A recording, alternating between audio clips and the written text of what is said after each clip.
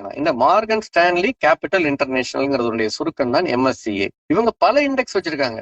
அதுல ஒரு இண்டெக்ஸ் இந்த MSCI குளோபல் ஸ்டாண்டர்ட் இண்டெக்ஸ்.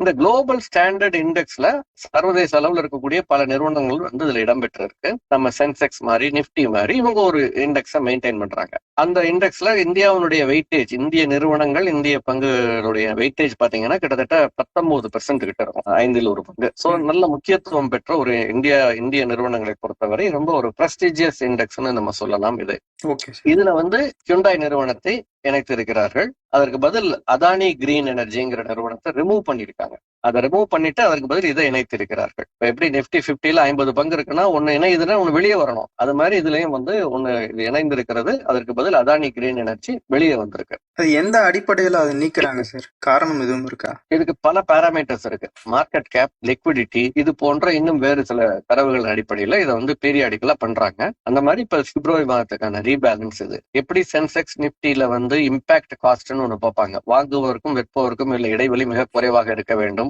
அதிக எண்ணிக்கையில் டிரான்சாக்சன் நடக்கணும். கடந்த 6 மாதங்கள்ல அதிக வால்யூம்ஸ்ல டிரான்சாக்சன் நடந்திருக்கணும். அதிக வேல்யூல டிரான்சாக்சன் நடந்திருக்கணும். நான் முன்னாடி சொல்லியிருக்கேன், குறியீட்டில் இடம்பெறும் நிறுவனங்கள் எல்லாம் லாபம் ஈட்டும் நிறுவனங்கள் அல்ல. லாபம் ஈட்டும் நிறுவனங்கள் மட்டும்தான் இந்த குறியீடுகளுக்குள் செல்லும் என்பதல்ல. ஒரு குறியீடுங்கிறது ஒரு டைவர்சிஃபைடான ஒரு குறியீடா இருக்கலாம், அல்லது செக்டோரல் குறியீடா இருக்கலாம். டைவர்சிஃபைடா இருக்கும் பொழுது பல துறை சார்ந்த பங்குகள் அதுக்குள்ள இடம்பெறும். அதுல முன்னணி பங்குகள், அதிக அளவில் வணிகம் நடக்கக்கூடியது, மார்க்கெட் கேப் அடிப்படையில, சந்தை மதிப்பின் அடிப்படையில் அதிக அளவில் இருக்கக்கூடியது, இப்படின்னு பல அடிப்படையில் அதுல வரும். இன்க்ளூடிங் கவர்னன்ஸ் அதுல ஒரு பார்ட் தான். ஓகே, அந்த அடிப்படையில இதை இன்க்ளூட் பண்ணிருக்காங்க. அதானி கிரீனை வெளியே எடுத்திருக்காங்க. அதானி குழும நிறுவனங்களை தொடர்ந்து அவதானித்து வருகிறோம். அதற்கு தக்க இன்னும் அதானி குழும நிறுவனங்கள் ஒரு நிறுவனங்கள் இருக்கு. அதெல்லாம் நாங்க பின்னால வந்து அதை பத்தி கால் எடுப்போம்னு சொல்லியிருக்காங்க. ஸோ இதுல வந்து இந்த MSCI இண்டெக்ஸ்ல வந்து இணைந்திருப்பதால் இது வந்து உடனே எஃபெக்ட் இல்ல. பிப்ரவரி மாதம் 28 அப்புறம் தான் இது வந்து எஃபெக்ட்டுக்கு வருது.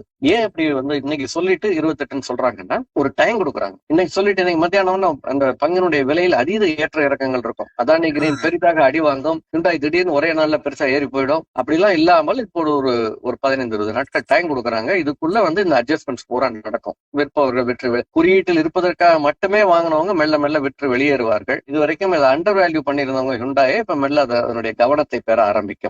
ஆனால்